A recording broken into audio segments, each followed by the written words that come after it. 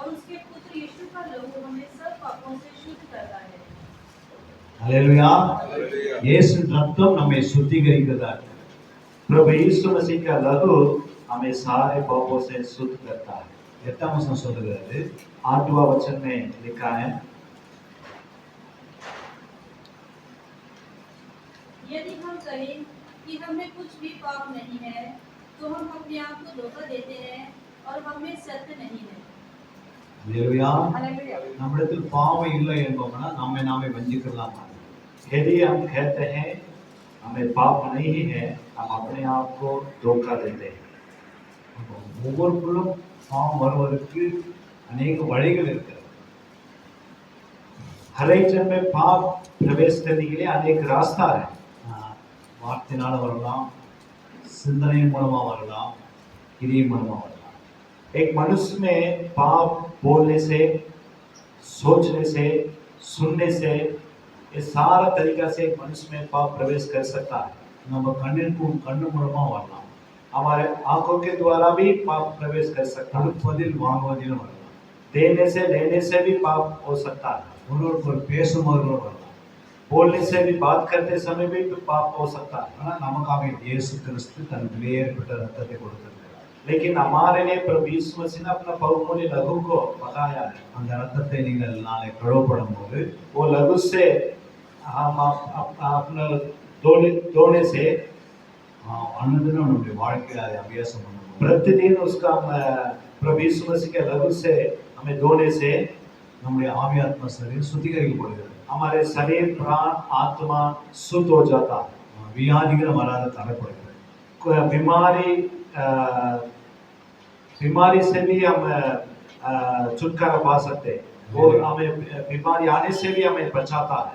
Hallelujah, hallelujah. शत्रु கொண்டு வருகிற சதி மோசடிகளை தடை பண்ணுகிறார்। शैतान का जितना भी चाल से कुछ भी लेकर आएगा, उसमें से परमेश्वर का लहू हमें बचाएगा। हम रत्तத்தில் இருக்கிற பாவங்களை நாம் கழுவ வேண்டும்। तो हमारे खून में जो पाप है उसको भी धोना जरूरी है। நம்முடைய खूनனாலே நம்முடைய ரத்தத்தினால அவருடைய ரத்தத்தை வைத்து கழுவ। हमारे खून को प्रभु यीशु मसीह का खून से धोना भी जरूरी है। Hallelujah, hallelujah. शुद्ध करना है, हमारे स्वभावங்கள் मारो। हमारे तब जाके हमारा स्वभाव, मनुष्य स्वभाव बदल जाता है। और தெளிவு எண்ணங்கள் நமக்கு வரும்। हमारे एक क्लियर कॉन्शियस आ जाता है। 1 कोरिन्थियर 6:11 वासिकணும்। पहला कोरिन्थियर 6:11 पद।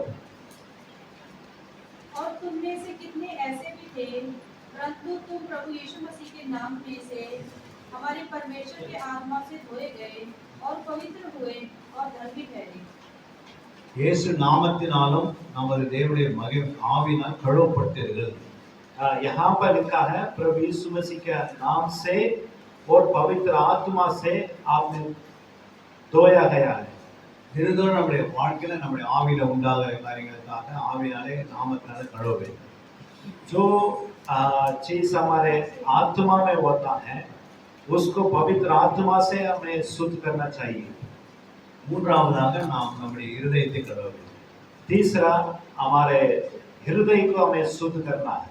நம்முடைய மனசாட்சி, துர்மனசாட்சி நீங்க நம்மை நாமே அவருடைய சுத்த ஜலத்தில் கழுவ வேண்டும்। हमारे मन को दुष्टता से शुद्ध करने के लिए शुद्ध जल से शुद्ध करना चाहिए।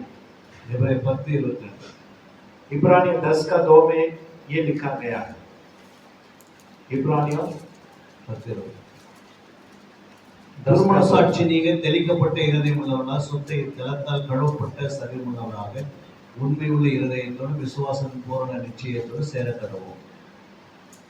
हिंदी में नहीं तो उनका छाया बंद क्यों ना हो जाता, इसलिए कि जब सेवा करने वाले एक ही बार शुद्ध हो जाते हैं तो फिर उनका विवेक उन्हें पापी ना ठहराता। इब्रानी 10:2 शुद्ध जल से धोया जाता है। शुद्ध जलத்தால் கழுவப்பட்ட சரீரம் உள்ளவா, शुद्ध जल से हमें धोना है। Hallelujah, hallelujah. இந்த சுத்த ஜலம் எங்கிருந்து வந்தது? ये शुद्ध जल कहाँ से आया है? ரத்தம் வந்தது நமக்கு தெரியும். So रक्त कहाँ से आया हमें मालूम है। खून खून இங்கிருந்து வந்தது தெரியும். खून कहाँ से आया हमें मालूम है। அது இயேசு கிறிஸ்துவிலிருந்து வெளியேற பெற்ற அவருடைய சரீரத்தில் வந்தது. प्रभु यीशु मसीह का लहू से खून आया, ये तो हमें मालूम है। அவருடைய நாமம் அவருடைய ஆவி அவரிடத்திலிருந்து நமக்கு கிடைத்தது. प्रभु यीशु मसीह के नाम और पवित्र आत्मा प्रभु यीशु मसीह के द्वारा ही हमें दिया गया है। அந்த சுத்த ஜலம் எங்கிருந்து கிடைக்கும்? लेकिन वो शुद्ध जल जो हम पढ़ते हैं वो कहाँ से मिलता है, அது எங்கிருந்து வந்தது? वो कहाँ से आया। शुद्ध जल करके हम वचन में हमने पढ़ा था, ये शुद्ध जल कहाँ से आया है। पहला यूहन्ना 5:6 में लिखा है, प्रभु यीशु का आना लहू से और पानी से लहू से पवित्र आत्मा की वजह से। और जब यीशु क्रॉस पर थे तो उनको निर्जा जब मारा गया तो वहाँ पर सिर्फ ब्लड नहीं निकला, पानी भी निकला। கரங்களை தட்டு. தாலி हमारे வாங்க. बचाए அந்த சுத்த ஜலம் என்பது ஆரம்பத்தில் எங்கு இருக்குது என்றால் ஏசாயா 53:12 இருக்கிறது. ये शुद्ध जल सबसे पहले यशायाह 53 में उसके बारे में लिखा है। 12 में लिखा है. यशायाह 53 का 12 में शुद्ध जल के बारे में लिखा है।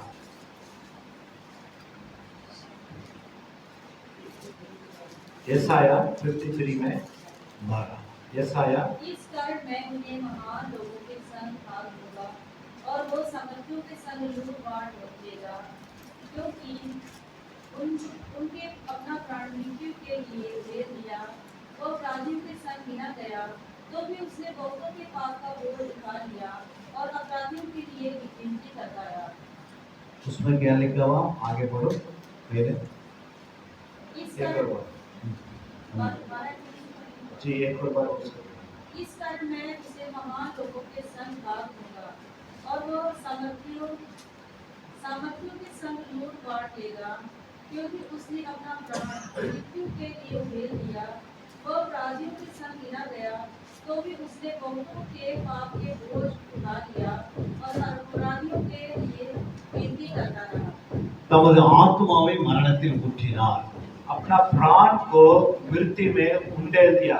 அதனால இயேசு கிறிஸ்துவின் சிலுவையில் அறையப்படும் போது इसलिए प्रभु यीशु मसीह को क्रूस पर चढ़ाए थे, அவர் தன் ஆவியை தேவனுடைய பிதாவிடத்தில் ஒப்பு கொடுத்தார். अपना आत्मा को परमेश्वर के हाथों में सौंप दिया।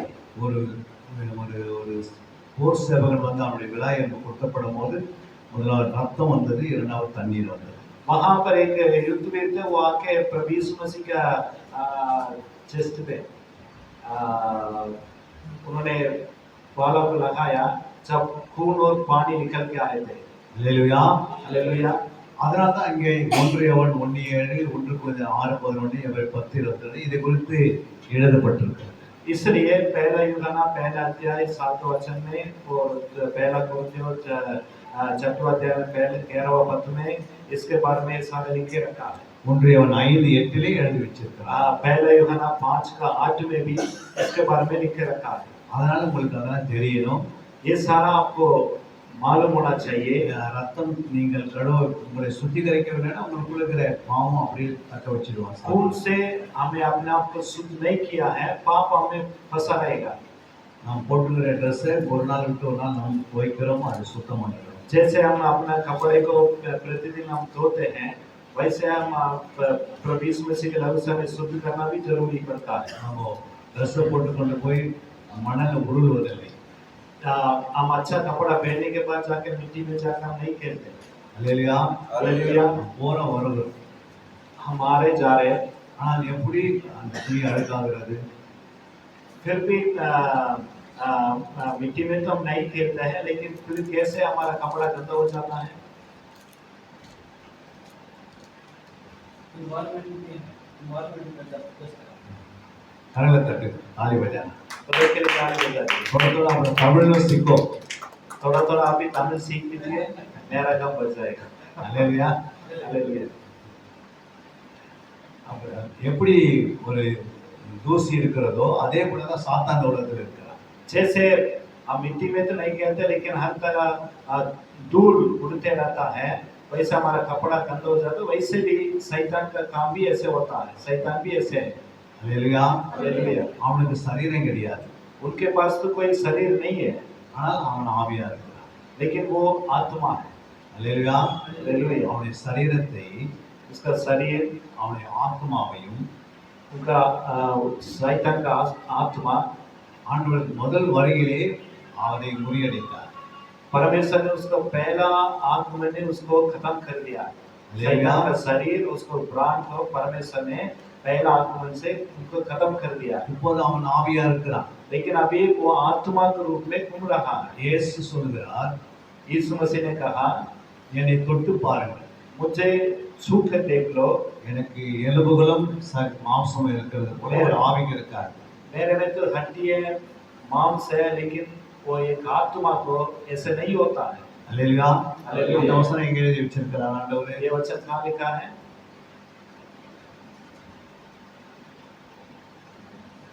बाइबल में लिखा हुआ है, बाइबल में है, कोई ढूंढना जरूरी है.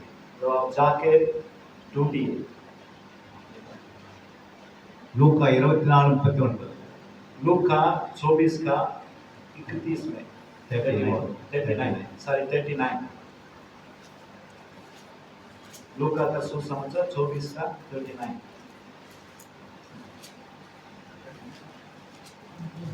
पढ़ो.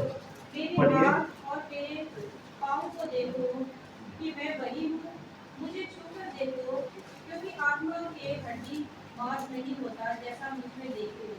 அல்லேலூயா. हालेलुया। விசுவாசத்திலே எலும்புகளும் சதைகளும் இல்லை. शैतान के पास हड्डी और मांस नहीं है। இந்த வார்த்தை ஏன் இயேசு அந்த இடத்துல எடுக்க வேண்டும்? ये बात को प्रभु यीशु मसीह यहाँ पर कहने का मतलब क्या है? சீசர்கிட்ட சொல்றார், 6 वर्ष से प्रभु यीशु मसीह ये बातों को कहता है। டேய் அவர் உயிர்த்தெழுந்து அங்க நிக்கிறார். वहां पर प्रभु यीशु मसीह जी उठने के बाद वहां आके खड़ा है। ஆனா இந்த வார்த்தையை ஏன் எடுக்கணும்? क्यों इस बातों को प्रभु यीशु मसीह कहना था?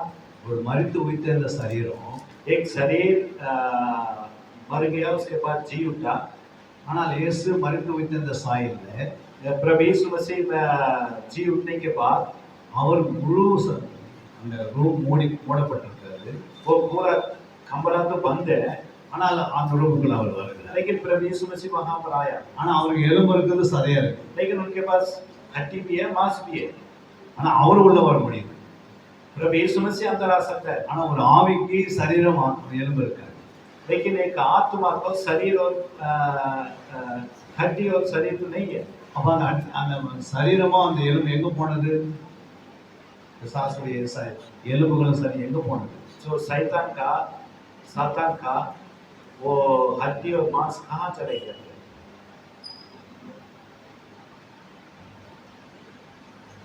बता सकते आप?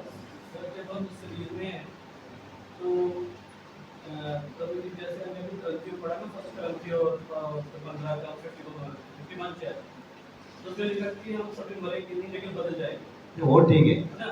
तो लेकिन जब प्रभु यीशु जी उठे तो शरीर को मौत की हुई, लेकिन आत्मा उनके पास आत्मिक शरीर आ गया, वो ठीक है. है ना? शैतान का शैतान का शरीर और हड्डी हाँ चलेगा, वो कुछ नहीं. सब उसकी भी तो आत्मिक मृत्यु हुई ना। அதாவது அவன் சிலுவையில இருக்கும்போது அதை அரெஸ்ட் பண்ணுகிறான். जब प्रभु यीशु मसीह क्रूस पर लटका हुआ था, उसी समय प्रभु यीशु मसीह ने शैतान का शरीर और हड्डी को अरेस्ट कर दिया। அல்லேலூயா. हालेलुया। இனி டைரக்டா மனுஷனை போய் நீங்க கொல்லப்பட முடியாது. इसके बाद परमेश्वर प्रभु ने कहा कि तुम ठहरे जाके कोई मनुष्य का पर कष्ट दे नहीं सकते हो। ஃபர்ஸ்ட் மாம்சத்திலே ரத்தத்திலேயும் எலும்புலயே தான் யுத்தம் பண்ணாங்க. पहले மாம்சத்துல ரத்தத்துல யுத்தம் பண்ணாங்க. पहले वो मांस और रक्त में खून में उन लोगों ने लड़ाई किया है। ஆனா இப்போ ஆவில தான் நம்ம யுத்தம் இருக்குது. तो अब हम हमारे युद्ध का आत्मा में है। அல்லேலூயா. हालेलुया। நம்ம ஆவில வசனம் இருந்தா தான் நம்ம அவனை மேற்கொள்ள முடியும். जो हमारे आत्मा में वचन है तो हम उसको हम सामना कर सकते हैं, ஏன்னா அவன் ஆவியா இருக்கிறான். क्योंकि वो आत्मा है। அதுதான் ஆண்டவர் நம்ம கிட்ட கொடுத்து விட்டுட்டு போய்க்கிறார். इसलिए परमेश्वर ने उस आत्मा को हमारे पास छोड़ के गए। நம்ம அவங்க இந்த உலகத்துல இல்லை அப்படின்னா ஆவி விடலைன்னா விட்டுட்டு போகலாம் ஆவியே பிசாசுடைய. शैतान का आत्मा को यदि परमेश्वर नहीं छोड़ा है நம்ம ரட்சிக்கப்பட்டே இருக்க முடியாது. हम उतार नहीं पाए होंगे। அவன் இருக்கிறதுனால நம்ம ரட்சிக்கப்பட்டோம். वो है इसलिए हम उतार पाया। அல்லேலூயா. அவன் நம்மளை ஏதாவது கை வச்சாதான் நம்ம மனம் திரும்பும். वो आके आपका कुछ ना कुछ कर देगा, तब जाके हम प्रभु यीशु मसीह के पास लौट के आते हैं। அல்லேலூயா. அவன் இருக்கிறது நல்லதா கெட்டதா? तो आप बताइए शैतान रहना अच्छा है बुरा है? जब तक शैतान आके हमारे शरीर में बीमारी ना करे, कुछ दिक्कत ना करे, हम परमेश्वर को याद नहीं करते। वो आके हमें बीमारी कर दिया, वो कुछ प्रॉब्लम कर दिया, शांति को खत्म कर दिया, तब जाके हम प्रभु यीशु मसीह के வியாதி அவனுடைய ஆயுதம். जो बीमार उसका एक हथियार है। வியாதி அவனுடைய ஆயுதம். बीमार शैतान का एक हथियार है। தரித்திரம் ஒரு ஆயுதம். தரித்திரம் அவனுடைய ஆயுதம். कंगालपन उसका एक हथियार है। அல்லேலூயா. இது மாதிரி நிறைய சொல்லிட்டு போலாம். ऐसे हम कई बातों को हम कह सकते हैं। ஆனால் அவன் இருக்கிறதுனால நம்ம மனம் திரும்புறதுக்கு வழிவகுக்கிறது. इसलिए शैतान है, इसलिए हम मन फिरते हैं।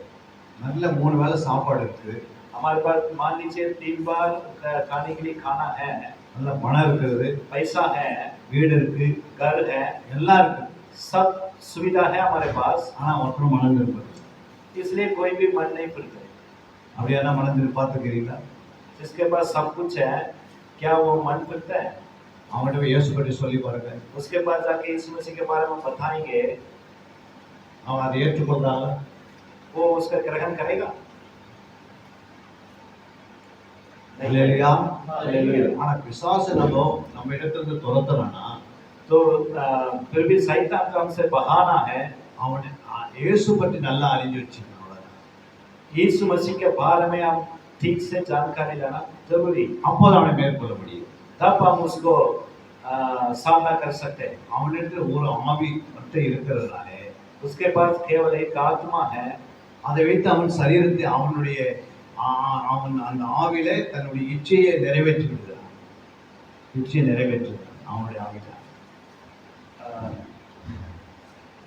அவனுடைய ஆவியினால அவனுடைய இச்சையை நம்ம சரீரத்தில் நிறைவேற்றுகிறான். जो उनके पास शरीर नहीं है, इसलिए वो क्या करता है, हमारा शरीर में आकर वो अपना इच्छा को पूरी कर देता है। அல்லேலூயா.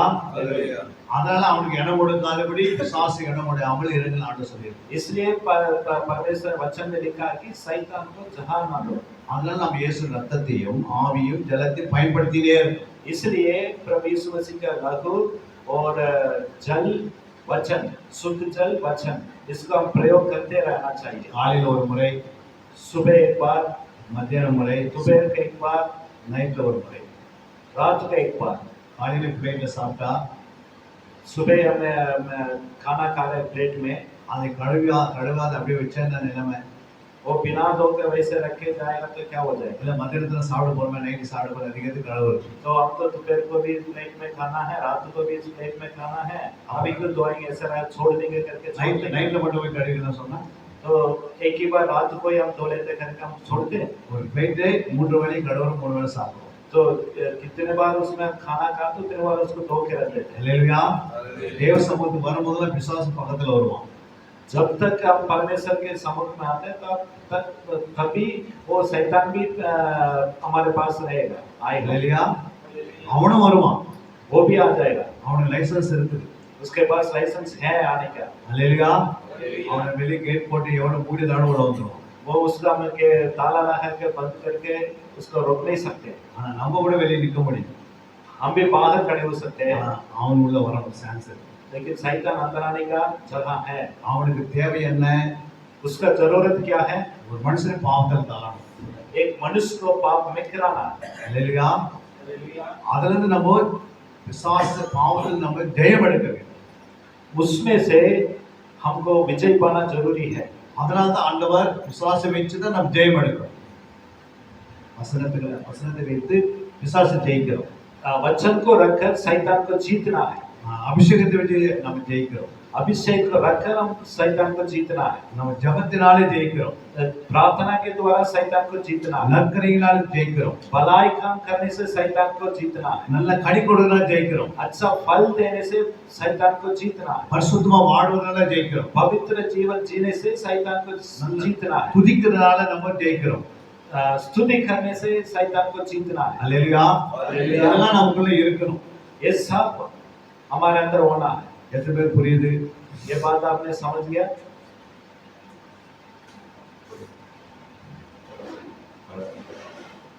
ठीक है, இப்போ சப்ஜெக்ட்டுக்குள்ள நாம் போகலாம். अब हम सब्जेक्ट में जाएंगे। முதலாவது நாம் நடமாடும் வேதாகமா மாற வேண்டும். நடமாடும் வேதாகமா மாற வேண்டும். सबसे पहले हम ऐसे होना चाहिए कि हम एक मोबाइल बाइबल बनना चाहिए। मोबाइल बाइबल मतलब இல்லை, வாக்கியங்களே சொல்லுங்க. हम खुद एक बाइबल बनना चाहिए। அல்லேலூயா. जहाँ पे जाए लोग हमें देख कर पढ़ना चाहिए। जल्दी வேதத்தை கைக்கொண்டு ஜீவிக்கும் பொழுது எந்த சூழ்நிலையிலும் நம்முடைய நடைகள் ஆகிய அதாவது கிரிகள் பிசகாமல் இருக்கும். हम वचन को लेकर जीवन जीने से किसी भी स्थिति में हमारे पैर फिसलता नहीं है। அல்லேலூயா. நாம் தடுமாற்றவே முடியாது. कभी हमारा पैर फिसलता नहीं है। நாம் விழுந்து விட முடியாது. हम कभी गिर नहीं सकते। ரொம்ப ஸ்டாண்டர்டா வாழ முடியும். हम एकदम स्थिर होकर रह सकते हैं। ஆனா வேதத்தை நீங்கள் விட்டுட்டீங்கன்னா यदि हम वचन को छोड़ दिया அது பிறகு ஆட்டம் வர ஆரம்பிச்சு. जो वचन का छोड़ने से हमारा जीवन गिरना शुरू हो जाता है। வேதம் எங்கெங்கே இருக்க வேண்டும்? अब इसका समझेंगे हमारा जीवन में कहाँ-कहाँ वचन को रखना चाहिए। 7 காரியங்கள் இருக்கு. उसमें 7 जगह में हमारा वचन को हम रखना चाहिए। முதலாவது ஆத்மாவில் வேதம் வர வேண்டும். सबसे पहले हमारे आत्मा में हमारे प्राण में वचन को रखना चाहिए। இரண்டாவது நம்முடைய ஆவியில வர வேண்டும். हमारे आत्मा में वचन को रखना है। மூன்றாவது சரீரத்திலே வேதம் வர வேண்டும். हमारे शरीर में वचन को रखना है। நான்காவது தனிப்பட்ட வாழ்க்கையில हमारे व्यक्ति के रूप में व्यक्ति के जीवन में वचन को रखना है। ஐந்தாவது குடும்பத்திலே வேதம். हमारे परिवार के जीवन में वचन होना चाहिए। ஆறாவது வேலை स्थल हमारे जहाँ पर हम काम कर रहे हैं वहाँ पर परमेश्वर का वचन होना चाहिए। ஏழாவதாக நம்முடைய ஊழியத்திலே வேதம் இருக்கு. 7 पॉइंट हमारे सेवकाई में वचन होना बहुत जरूरी है। அல்லேலூயா. हालेलुया। 7 படிகள் இருக்கிறது. यहाँ पर 7 स्टेप्स हमने देखा है। நம்ம இந்த பூமியில சுத்தி வரும்போது हम எங்காவது இதுல ஒரு பாயிண்ட்ல நிக்கிறோம். जो संसार में जब हम घूमते हैं ये 7 पार्ट में भी कहीं ना कहीं एक पार्ट में हम खड़े होते हैं। அல்லேலூயா. हालेलुया। நம்ம இந்த இடத்துல போறோம், இடத்துல வரோம், இடத்துல போய்க்கிட்டு வந்துட்டு தான் இருக்கிறோம். ये 7 पॉइंट के अंदर हमें हमारा जीवन घूमते रहता है। ஆனா நம்ம எங்க போனா நம்ம வசனத்தை விட்டுட கூடாது. लेकिन हम जहाँ पर भी जाए वचन को छोड़ना नहीं चाहिए। முதலாவது ஆத்மாவிலே வேதம் வர வேண்டும். सबसे पहले हमारे प्राण में वचन का जरूरत है। வாசிக்கலாம். சங்கீதம் 37 31. वचन संहिता 37 31। वचन संहिता का चैप्टर 37 वर्स 31। 37। उसके परमेश्वर की व्यवस्था उसके हृदय में बनी रहती है, उसके पैर नहीं फिसलते। அவனுடைய வேதம் அருளிய வேதம், அவனுடைய தேவன் அருளிய வேதம் அவன் இருதயத்தில் இருக்கிறது. அவன் நடைகளில் ஒன்றும் பிசகுவதில்லை. पंजाबी में ਉਹਦੇ ਪਰਮੇਸ਼ਰ ਦੀ ਵਿਵਸਥਾ ਉਹਦੇ ਮਨ ਵਿੱਚ ਹੈ, ਉਹਦੇ ਪੈਰ ਕਦੀ ਨਾ ਫਿਸਲਦੇ। அல்லேலூயா. தேவன் அருளிய வேதம், परमेश्वर का व्यवस्था அவன் हृदय இருதயத்தில் में है। இருக்கிறது. அவன் நடைகள் பிசக்குவதில்லை. उसका पैर नहीं फिसलता। வேதம் என்றால் என்ன? व्यवस्था मतलब, वचन का मतलब, வேதம் என்றால் என்ன? व्यवस्था का मतलब क्या है? परमेश्वर की आज्ञा, commandments। வேற, நியமம், வேற, அவர்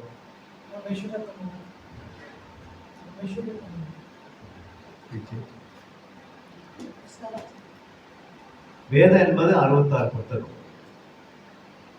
बाइबल इसका मतलब 66 किताब। அந்த 66 புத்தகம் உன் ஆத்மால இருந்தால் உன் நடைகள் பிசக்குவதில்லை. ये 66 किताब भी हमारे हृदय में हम रखेंगे, हमारा पैर फिसलता नहीं। அல்லேலூயா. हालेलुया। வேதம் என்பது நம்ம நினைக்கிற மாதிரி ஏதோ ஒரு வார்த்தை கிடையாது, வசனம் இல்லை. ये बाइबल का मतलब ये नहीं कि வார்த்தை வசனம் இல்லை. बाइबल का मतलब कि यदि हम ये सोच नहीं सकते कि केवल एक वचन है या शब्द है करके हम सोच नहीं सकते हैं।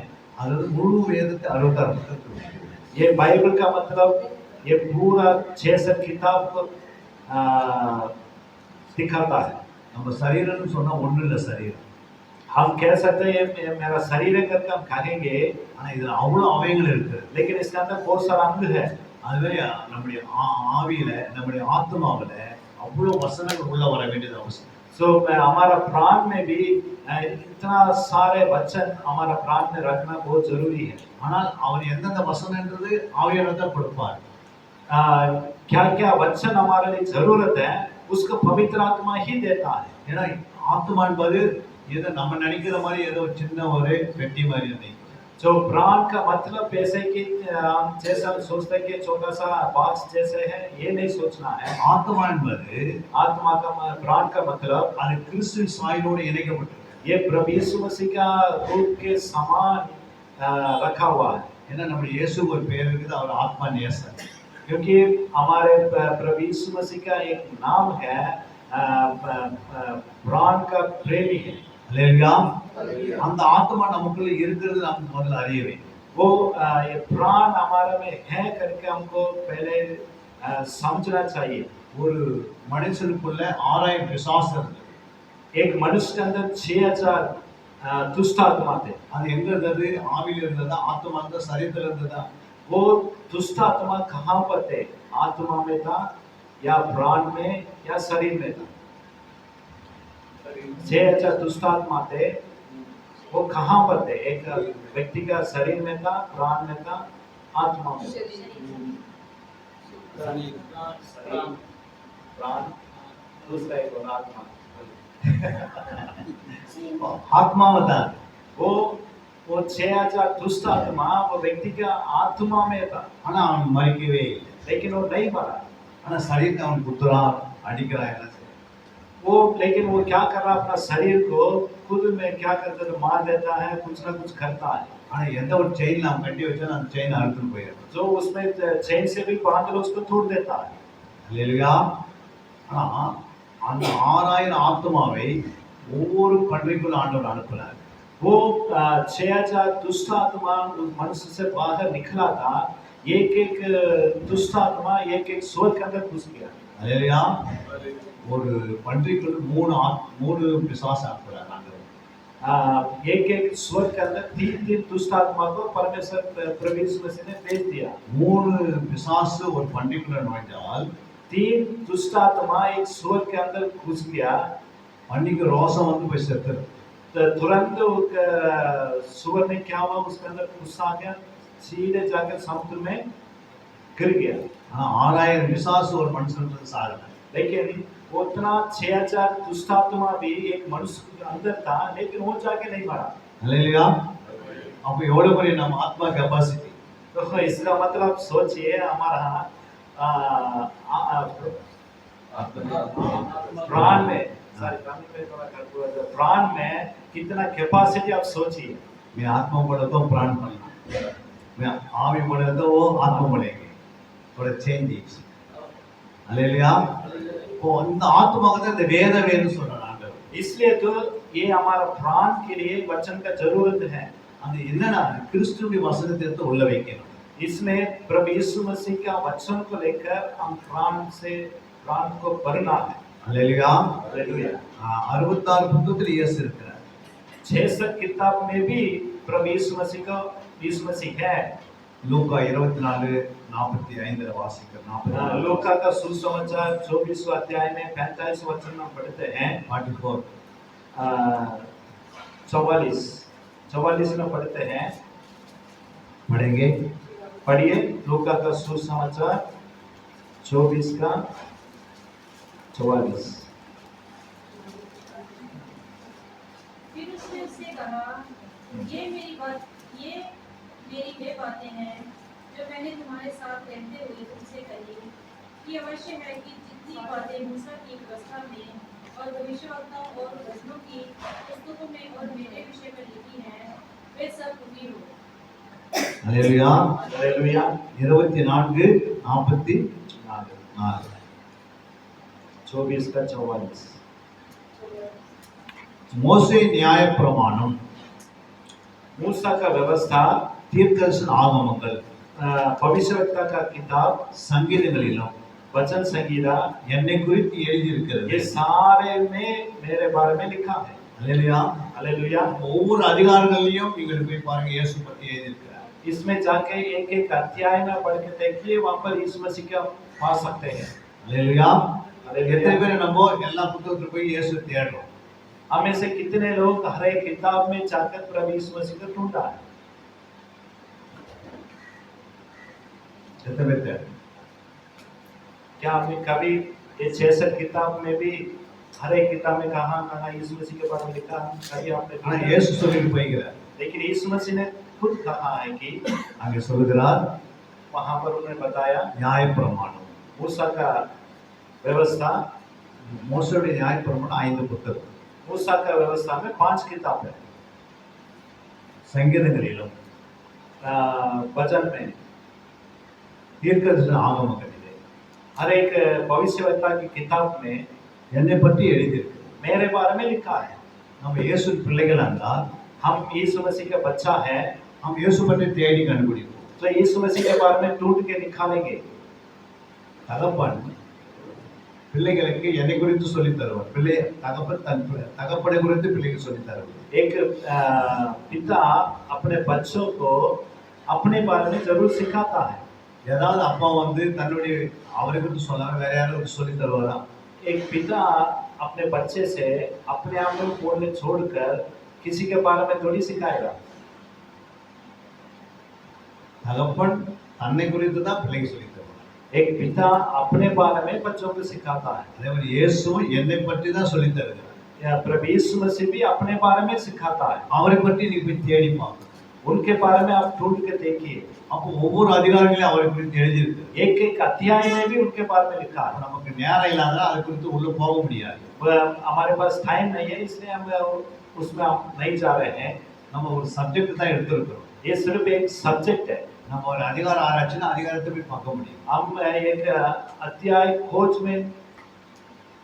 अध्याय को खोज करेंगे, அப்போ நம்ம இதை பற்றி பேசலாம். इसके इस प्रकार की बातों का हम उसमें पा सकते हैं, उसके बारे में डिस्कस करेंगे। ஆனா இயேசு சொன்னதை தான் நம்ம செய்யணும். जो प्रभु यीशु मसीह ने कहा उसको हमको करना है। இயேசு இங்க இருக்கிறார். प्रभु यीशु मसीह यहाँ पर है।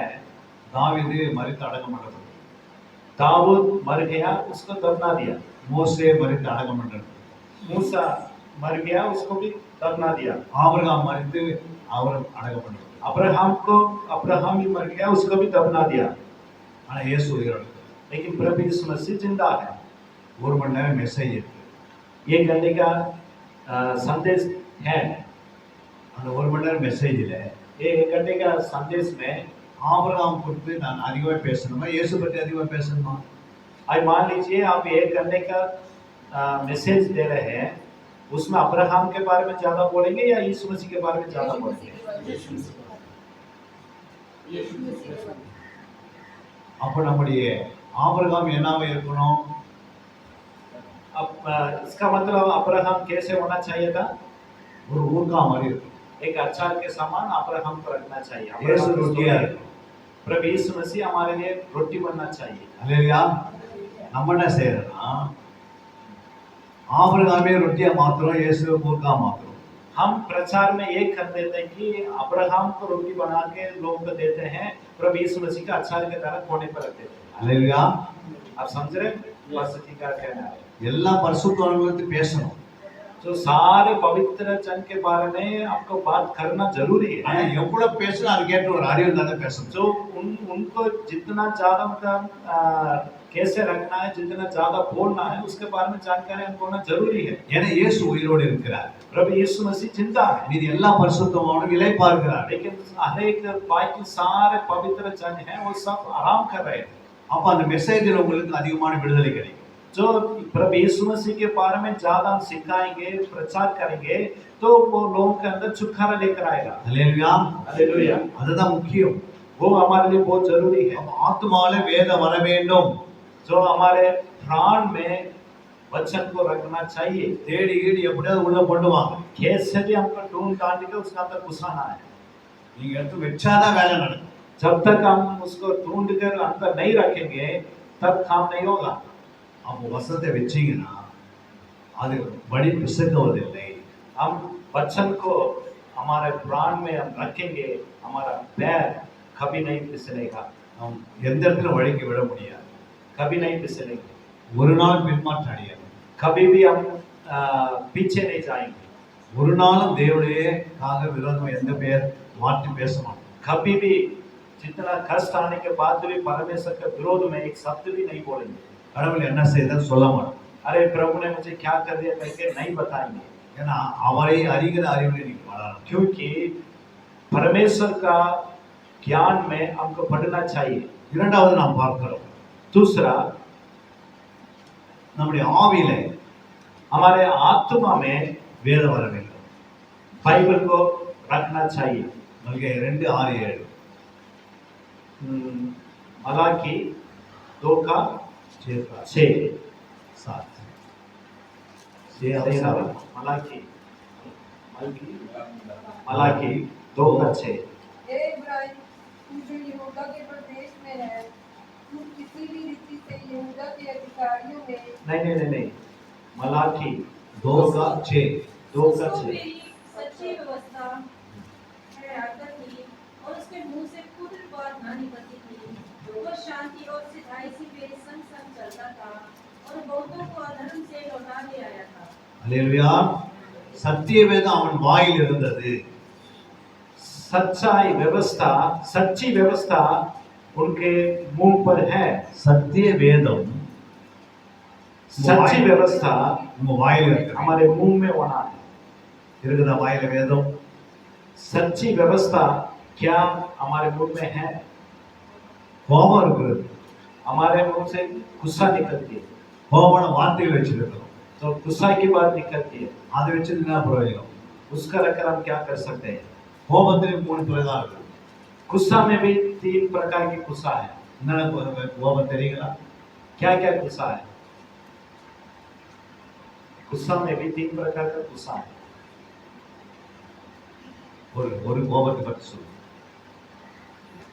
एक था बाइबल में लिखा है कि गुस्सा करके गुनाह मत करो, पापी करते हैं, गुस्से में पापी करते हैं, जी गुस्सा करके गुनाह। हाँ, वो तो हम समझ रहे, लेकिन गुस्सा में 3 प्रकार है। 3 प्रकार का गुस्सा। जी 3 प्रकार का गुस्सा एक होता है। गुस्सा होता है जिसमें हम किसी को समझाते हैं। एक गुस्सा होता है जिसको हम अपने दिल में रखकर पाप करते हैं। जी हाँ, और ஒன்று சாத்தானுடைய கோபம். एक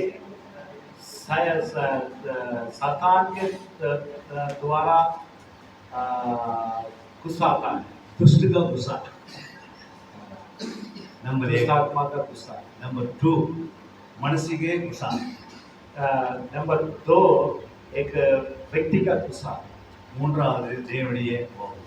तीसरा परमेश्वर के गुस्सा। மனுஷனுடைய கோபம் जो मनुष्य का जो व्यक्ति का गुस्सा है, சுயநலமாய் கோபப்படும். एक अपने आप के लिए उसके लिए गुस्सा आता है। பிள்ளைங்க தப்புனா அவங்க மேல கோபப்படும். जब एक छोटा बच्चा गलत कर दे उसके ऊपर हम गुस्सा करते हैं। 2 பிள்ளைங்க விளையாடுறாங்க. तो बच्चे खेल रहे हैं। ஒரு பிள்ளை அவங்க பிள்ளை, ஒரு பிள்ளை முன்னாடி பிள்ளை. एक बच्चा उनका है, दूसरा बच्चा और किसी का है। இல்லை நம்ம பிள்ளை. ஒரு பிள்ளை நம்ம பிள்ளை, முன்னாடி பிள்ளை வேற. एक बच्चा हमारा है, दूसरा बच्चा और किसी का है। ரெண்டு பேரும் மண்ணில் விளையாடுறாங்க. दोनों मिट्टी में खेल रहे हैं। யாரை அடிப்பீங்க? हम किसी को मारते हैं, யார் மேல கோவப்படுவீங்க? किसके ऊपर गुस्सा करते हैं, दूसरे के ऊपर। அது மனுஷனுக்கு கோபம். ये हमारा गुस्सा है। பிசாசு கோபம். तो जो शैतान के द्वारा जो गुस्सा आता है, அந்த கோபம் வரும்போது जो वो गुस्सा है, பிள்ளையை மெதுவா அடிக்க மாட்டாங்க. जब हम बच्चा को थोड़ा सा नहीं पिटाई नहीं करते, धीरे से पिटाई नहीं இஷ்டத்துக்கு करते, அடிக்கிறது. तो एकदम जोर जोर से मारने लग जाते हैं। அவங்க வாய்க்கு வந்த பேர் அடிப்பாங்க. जैसे उनका मन करता है वैसे मारते हैं। அல்லேலூயா. அல்லேலூயா. பிசாசு அடி. वो शैतान के द्वारा गुस्सा आएगा तो ऐसा होता है। நான் ஆண்டவருடைய கோபம் இருக்கு. जब परमेश्वर के द्वारा भी गुस्सा आता है, அவங்க ஆலயத்தை தீட்டுப்படுத்துறாங்க. कोई आके परमेश्वर की भवन को अशुद्ध करता है, அவரு ஒரு டாட்டி எடுத்து அடிக்கிறாரு. जब परमेश्वर भी एक थोड़ा लेकर मारना. घोड़ा होता है, उसको मारने लगे। அல்லேலூயா. हालेलुया। அது பரிசுத்த கோபம். वो पवित्र गुस्सा है, ஏன்னா ஆலயம் பரிசுத்தம். लेकिन भवन पवित्र होना चाहिए। அதை எப்படி நீ அசுத்தப்படுத்த முடியும்? उसको कैसे हम अशुद्ध कर सकते हैं? அதனால அவர் பரிசுத்தத்துக்காக கோபப்பட்டார். इसलिए वो पवित्रता के लिए उनके ऊपर परमेश्वर का गुस्सा आया। கோபம் வர வேண்டியது அவசியம். गुस्सा आना तो जरूरी है, ஆனால் சூரியன் அஸ்தமிட்டும் அது மறைஞ்சு விடும். लेकिन जैसे सूरज निकल जाता है, उसके पहले ही वो गुस्सा को खत्म करना चाहिए। அல்லேலூயா. हालेलुया। அப்படி கோபங்கள் வர்றது இருக்குது எல்லாருக்குமே. जो गुस्सा तो हर एक जन को आता है। ஒரு வசனம் இருக்கிறது எபேசியர் इफिसियों में एक वचन है, 6ஆம் அதிகாரம் 4ஆம் வசனம் சொல்லுது. अध्याय 6 का 4 में लिखा है, हे बच्चे वालों, अपने बच्चों को रेस न दिलाओ, परंतु प्रभु की शिक्षा और चेतावनी देते हुए उनका पालन पोषण करो। हिंदी में पढ़ो. पंजाब में 6 के 4. इफिसियों 6 का 4। பிதாக்களே, நீங்கள் உங்கள் பிள்ளைகளை கோபப்படுத்தாமல் கர்த்தருக்கேற்ற சிட்சையிலும் போதனையிலும் அவர்களை வளர்ப்பீர்களாக. पंजाब में पढ़ो. ਅਤੇ हे ਪਿਤਾਓ, ਤੁਸੀਂ ਆਪਣੇ ਬਾਲਕਾਂ ਦਾ ਕ੍ਰੋਧ ਨਾ ਭੜਕਾਓ, ਸਗੋਂ ਪ੍ਰਭੂ ਦੀ ਸਿੱਖਿਆ ਔਰ ਮਤ ਦੇ ਕੇ ਉਹਨਾਂ ਦੀ ਪਾਲਣਾ ਕਰੋ। அல்லேலூயா. இந்த காலகட்டத்தில் பிள்ளைகளை நீங்கள் கோபப்படுத்தாமல் அவங்களை சிட்சிக்கணும். तो हमारे बच्चों को बिना गुस्सा दिलाते हुए उनको हम पालन करना है। அல்லேலூயா. உங்களுடைய கண்ணிலும் கோபம் இருக்கக்கூடாது, முகத்திலும் கோபம் இருக்கக்கூடாது. आपका आंखों में भी गुस्सा नहीं होना चाहिए, आपका शक्ल में भी गुस्सा नहीं होना चाहिए। நீங்க கோபப்பட்டீங்கன்னா அந்த சுபாவம் உங்களுக்குள்ள வரும். जो जब हम गुस्सा होते हैं वो स्वभाव बच्चे में भी आ जाता है। அல்லேலூயா. हालेलुया।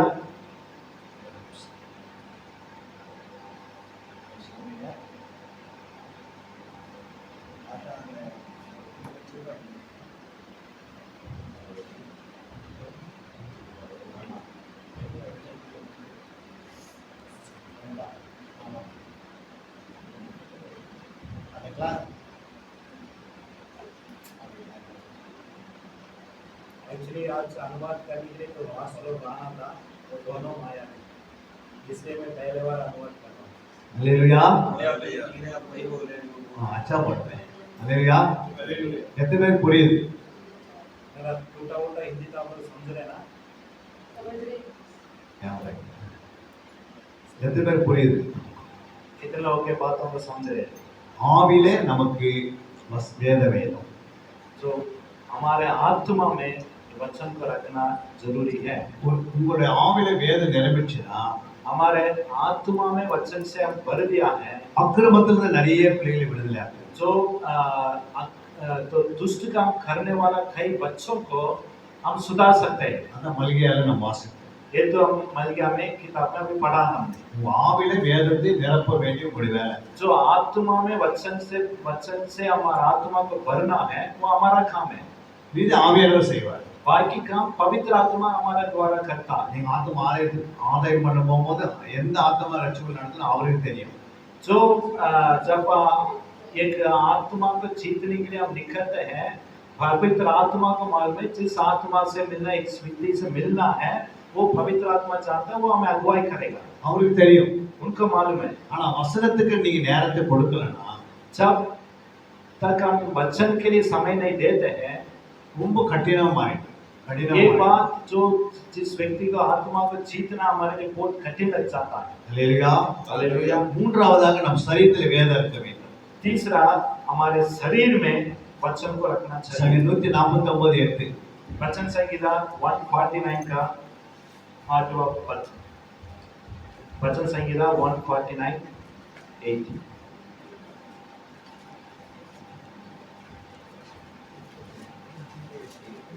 और उनके राजाओं को सल्लों से और उनके प्रतिष्ठ पुरुषों को लोहे की बेड़ियों से जकड़ रखो।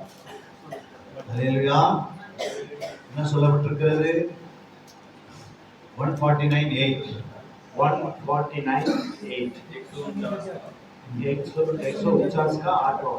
அவர்கள் வாயில கர்த்தரை உயர்த்தும் துதியும் அவர் கையில் இருப்புற கருப்பிலும் பட்டயம் இருக்கும். और उनके राजाओं के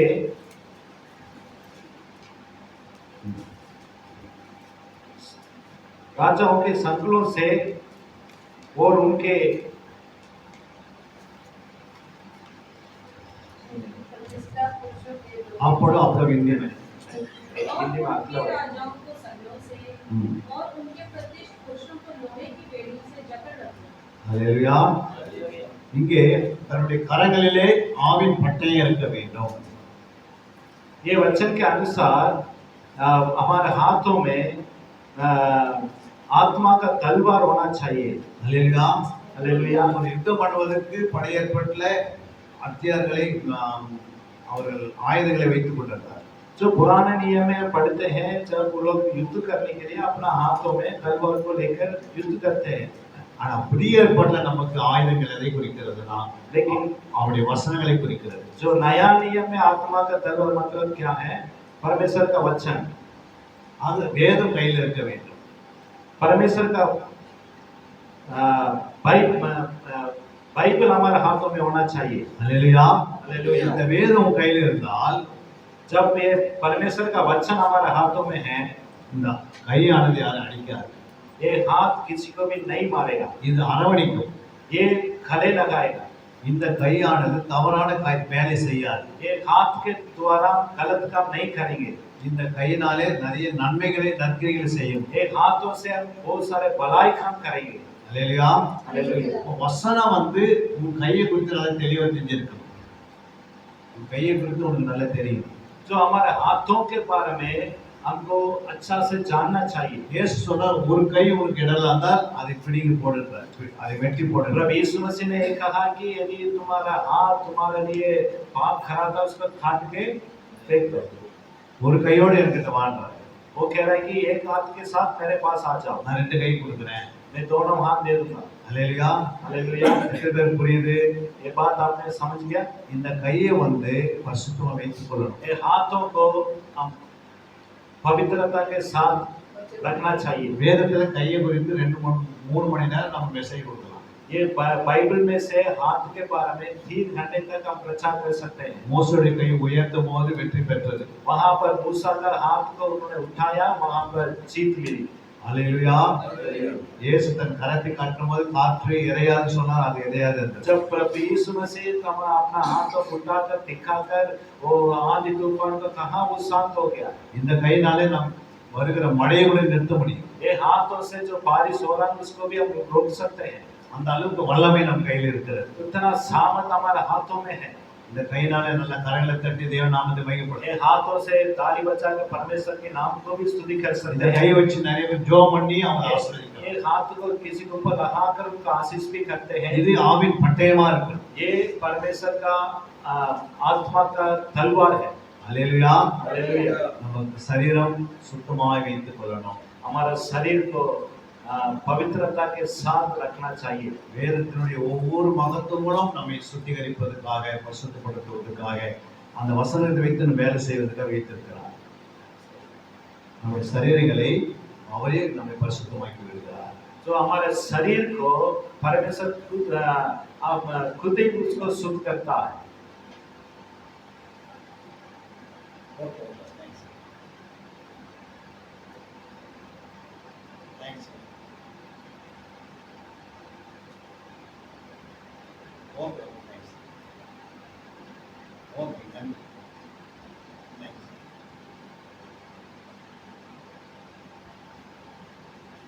அல்லேலூயா. Hallelujah. ஒரு முக்கியமான போன் வந்தது, அதனால பேச முடியல. एक जरूरी फोन कॉल था, इसलिए उठाना पड़ा। அதை மன்னிப்பு கேட்கிறோம் உங்களுக்கு. इसलिए मैं क्षमा चाहता हूँ कि थोड़ा माफ कीजिएगा। அல்லேலூயா. அல்லேலூயா. ஏன்னா வசனத்தை பேசும்போது போன் கூட எடுக்கக்கூடாது. तो जब हम वचन से प्रचार करते हैं, हम फोन उठाते हैं, சென்னையிலிருந்து வந்ததுனால முக்கியமாயிடும். तो एक जरूरी कॉल था, इसलिए उठाना पड़ा। அல்லேலூயா. हालेलुया। இதுவரைக்கும் எத்தனை பேர் புரிஞ்சது? 3 காரியம் சொன்னோம். तो अभी तक हमने 3 पार्ट में वचन होना करके हमने सुना है। ये बातों को हमने समझ किया, शरीर, प्राण, आत्मा में कैसे कैसे वचन होना करके हमने सुना है।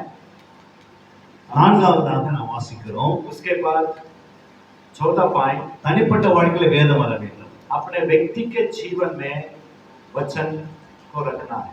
சங்கீதம் 19:7 वचन संहिता 19:7 पढ़ना. वचन संहिता 19 अध्याय 7वां वचन।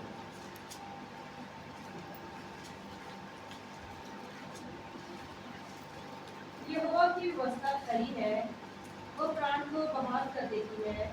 यहोवा के नियम विश्वास के योग्य हैं, साधारण लोगों को बुद्धिमान बना देते हैं। அல்லேலூயா. கர்த்தருடைய வேதம் குறைவற்றதும் ஆத்துமாவை உயிர்ப்பிக்கிறதுமா இருக்கிறது. கர்த்தருடைய சாட்சி முழுமையானதும் பேதையை ஞானியாக்கிறதா இருக்கிறது. அவருடைய வேதம் பேதையை ஞானியாக்கிறது. परमेश्वर का वचन साधारण लोगों को बुद्धिमान बना देता है। நமக்கு படிப்பு இல்லை அப்படின்னு சொல்லக்கூடாது. हम ये नहीं कहना चाहते मैं तो अनपढ़ है, मैंने पढ़ा लिखा नहीं है करके बोलने का कोई जरूरी नहीं है। உங்க மேல ஆவியானவர் இருக்கிறார். आपके ऊपर पवित्र आत्मा है, உங்க மேல அபிஷேகம் இருக்கிறார். आपके ऊपर अभिषेक है।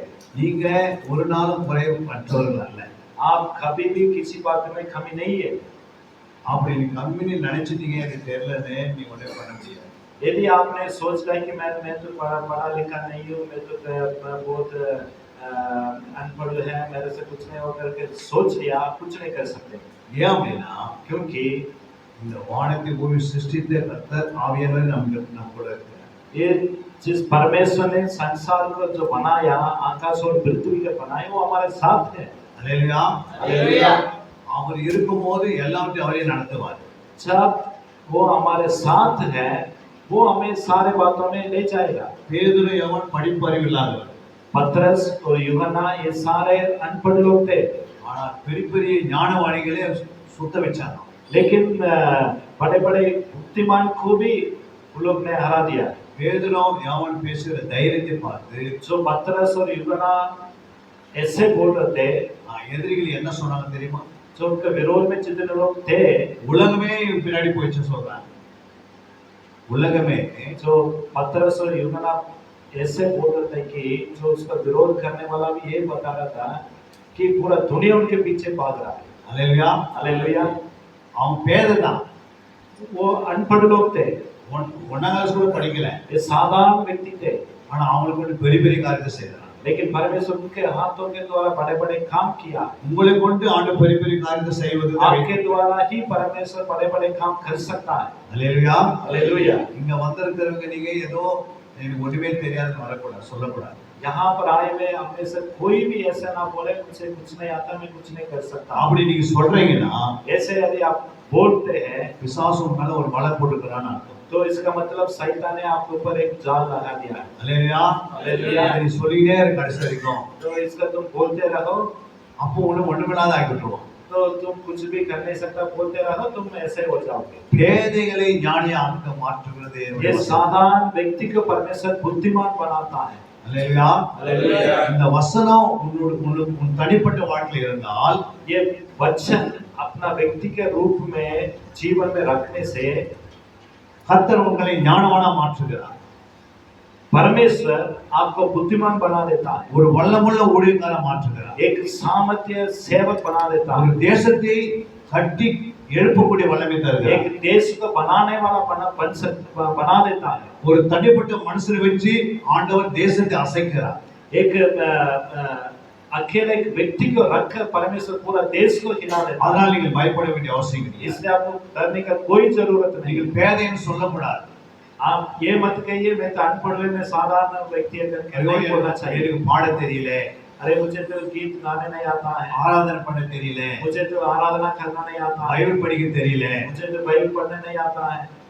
ஐயோ எனக்கு எதையும் ஆண்டவருக்கு செய்ய முடியலையே आप ये भी मत कहिए कि मैं तो परमेश्वर के लिए कुछ भी कर नहीं पा रहा हूँ, அப்படின்னு சொல்லவே கூடாது. ऐसे मत कहिए।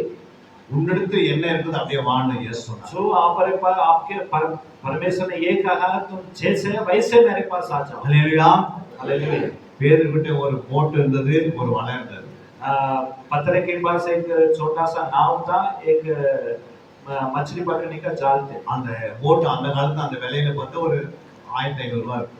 तो वो नाव का रेट हो सकता है उन दिनों के हिसाब में देंगे तो 1500 रुपये हो सकता है। ஹல்லேலூயா. வலை ஒரு 200 ரூபாய் இருக்கும். वो जाल जो है मछली पकड़ने का जाल जो है वो 200 रुपये हो सकता है। ஹல்லேலூயா. பேதுரு கேட்கிறார் இயேசு பார்த்து, நான் இதெல்லாம் விட்டுட்டு வந்து எனக்கு என்ன கிடைக்கும்? जब पतरस ने पूछा प्रभु मैंने तो सब कुछ तुम्हारे लिए छोड़ दिया, मेरे लिए क्या मिलेगा? ஒரு 1700 ரூபாய் பொருளை விட்டுட்டு இயேசுவை கேட்டார். तो उन्होंने छोड़ा था 1500 रुपया का एक छोटा सा नाव और 200 रुपया का जाल को छोड़ दिया। लेकिन बाद में प्रभु यीशु मसीह से पतरस ने पूछा है प्रभु मैंने तो सब कुछ छोड़ दिया, तुम्हारे लिए मुझे क्या मिलेगा? அவர் சொன்னாரு, तो प्रभु यीशु मसीह ने कहा இம்மையிலே 100 மடங்கு ஆசீர்வாதம் கொடுப்பேன். इस संसार में मैं 100 गुना उसका मैं प्रतिफल दूंगा। மரணத்துக்கு பிறகு நித்திய ஜீவன் கொடுக்க சொன்னார். जो मृत्यु के बाद मैं उनके लिए अनंत जीवन दूंगा। எத்தனை பேருக்கு இந்த வசனம் தெரியும்? ये वचन जितने लोग जानते हैं। நம்ம எதுவுமே விடையவில்லையே. अभी तक कुछ नहीं खोया, அப்ப நம்ம எப்படி ஆண்டவரை கேட்போம்? तो हम क्या पूछेंगे परमेश्वर से? தன்னைத்தான் வெறு. परमेश्वर ने कहा अपने आप को इनकार करो। உன்னை நீ வெறுத்தாதான் ஆண்டவருக்கு ஊழியம் செய்ய முடியும். तुम अपने आप को इनकार करो तब जाके तुम सेवा कर सकते हो। உன்னை நீ வெறுக்காவிட்டால் यदि तुम अपने आप को इनकार नहीं किया நீ கர்த்தருக்காக ஊழியம் செய்ய முடியாது. परमेश्वर के लिए सेवा कर नहीं सकते हो। ஹல்லேலூயா. हालेलुया। உன்னை வெறுனா என்ன அர்த்தம்? हम अपने आप को इनकार करने का मतलब क्या है? உன்னை வெறுனா என்ன அர்த்தம்? हम अपने आप को इनकार करने का मतलब क्या है? நீ எதை மேல அதிகமா ஆசைப்படுற அது வெறுத்துரு.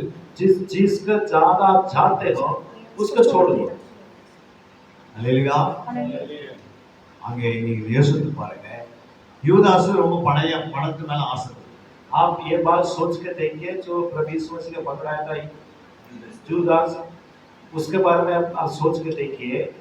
ஆண்டு சொல்லிடாது என் தன்னைத்தான் வெறுன்னா, परमेश्वर ने बोला अपने आप को इनकार करो बोला था, சிலுவை எடுன்னா, क्रूस को उठाओ बोला। 3 வருஷம் இயேசு பாதத்துல உட்கார்ந்து இந்த வேலையை தான் அவன் கேட்டான் அந்த யூதாஸ். तो ये सारा वचन को प्रभु यीशु मसीह के पांव में बैठकर यूदास कार्यों भी सुना था, ஆனா அவன் செய்தானா? लेकिन उन्होंने किया। நம்மோட நிறைய வசனம் கேட்டுக்கிறோம் உட்கார்ந்து. हमने भी तो बहुत सारा वचन को सुनते हैं, ஆனா சில காரியத்தை விடுறதே இல்லை. लेकिन हम कुछ बातों को छोड़ते नहीं है।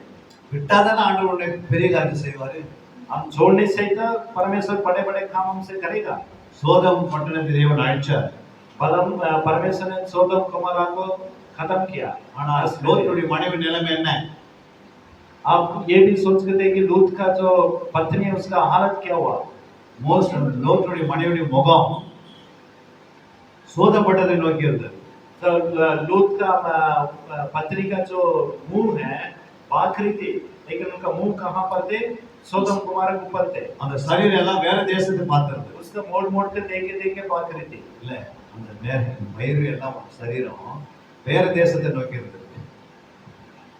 जो अच्छा जब वो बांधते समय जो उसका पेट और उसका हृदय सब शरीर पूरा एक दूसरा देश के तरफ था, लेकिन उसका मुंह सोदम कुमारा के पास था। ऐसे देखे बाखरी। அல்லேலூயா. हालेलुया। அப்படியே ஸ்டாண்டர்டா நின்னுட்டார். உப்புத்தோட மாறிட்டார். वैसे नमक का खंबा बन गया। இயேசு சொன்னார், यीशु मसीह ने कहा கலப்பின் மேல் கை வச்சுட்டேன். आपने वो हल के ऊपर हाथ लगा दिया है, திரும்பி பார்க்காதுங்க. मोड़ के मत देखो। கலப்பு என்பது இயேசு குறிக்கிறது. तो हल का मतलब प्रभु यीशु मसीह के दिखाता है। இயேசுவே நீ ஜீவனா வெச்சுக்கோ. प्रभु यीशु मसीह का अपना जीवन बना लो। இயேசுவே உண்மையை நம்பு. यीशु मसीह के पूरा मन से उनके ऊपर भरोसा रखो। எல்லாத்தையும் அவர் மேல போட்டுரு. सब कुछ उनके हाथों में दे दो வேற யாரையும் பார்க்காத. और किसी के मत देखो। நீ சர்ச்சுக்கு வர வேண்டியது, आप कलिसिया में அந்த சர்ச்சில் உட்கார வேண்டியது, என்னெல்லாம் வெளியே இருக்க வேண்டியது. हम बैठे चर्च के अंदर लेकिन हमारा पूरा मन बाहर रहता है। அப்படி இருக்கக்கூடாது. ऐसा नहीं होना चाहिए। தன்னைத்தான் வெறுக்கிறவர்கள் अपने आप को इनकार करने वाले முழு இருதயத்தோடும் முழு மனதோடும் முழு ஆத்மாவோடும் உட்கார வேண்டும். जो हम पूरा तन मन से यहाँ पर बैठना चाहिए। அப்பதான் ஆண்டவருடைய அபிஷேகம் உங்க மேலே இறங்கி வருகிறது. तब उस दिन का परमेश्वर का अभिषेक पूर्ण रूप में आपके ऊपर उतर आएगा। உன் தனிப்பட்ட வாழ்க்கையிலே பெரிய வெற்றியை காண முடியும். आप अपना व्यक्ति के रूप में बड़ा सा जीत को आप देख सकते हो। உன்னை கொண்டு ஆண்டு பெரிய காரியத்தை செய்ய ஆசைப்படுகிறார். तुम्हारे तुमसे परमेश्वर बड़े बड़े काम करेंगे। உனக்கு என்ன வேணும்னாலும் அதை கர்த்தரே கொடுத்துருவார். जो कुछ आपके लिए चाहिए परमेश्वर जरूर देगा। ஒரு பாஸ்டர் சொல்றாரு, एक पास्टर ने कहा எனக்கு ஒரு டேபிள் வேணும் ஜெபம் பண்ண. परमेश्वर मुझे एक टेबल चाहिए करके उन्होंने प्रार्थना की। ஒரு பாஸ்டர் ஜெபம் பண்ணாரு, एक पास्टर ने प्रार्थना किया எனக்கு கார் வேணும் ஜெபம் பண்ணாரு. मुझे एक गाड़ी चाहिए करके प्रार्थना किया। கார் கேட்டவர் கார் கிடைச்சிச்சு.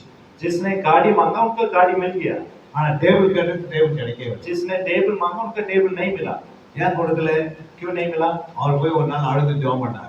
एक दिन उन्होंने जाके रो रो के प्रार्थना किया, ஆண்டவரே அந்த பாஸ்டர் கிட்ட காரை கொடுத்துட்டு எனக்கு டேபிள் கேட்டு இதை கொடுக்கலையா அப்படின்னு கேட்டார். वो पास्टर ने रो के ऐसे प्रार्थना किया, हे प्रभु वो पास्टर तो गाड़ी मांगा उसको तो गाड़ी आपने दे दिया, लेकिन मैंने टेबल मांगा अभी तक मुझे टेबल क्यों नहीं दिया? ஏன் டேபிள் கொடுக்கல இயேசு? क्यों परमेश्वर ने टेबल नहीं दिया होगा? நம்ம இயேசு பட்சபாதம் உள்ளவர் அல்லவே. क्या परमेश्वर पक्षपात करने वाला है? அல்லேலூயா. அவருக்கு தான் கொடுப்பேன் கொடுக்க மாட்டேன் அப்படின்னு சொல்லுகிறார். कभी प्रभु ने बोला कि मैं उसको ही दूंगा तुम्हें नहीं दूंगा करके कभी परमेश्वर ने बोला? प्रभु ने அவர் ஏன் கொடுக்கல பாஸ்டர்? फिर क्यों नहीं दिया?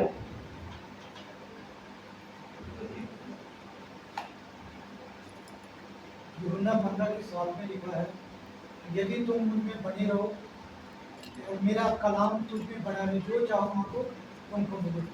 यूहन्ना विश्वास भी प्रार्थना कर रहे हैं. नहीं, मुझे प्रार्थना करने का तरीका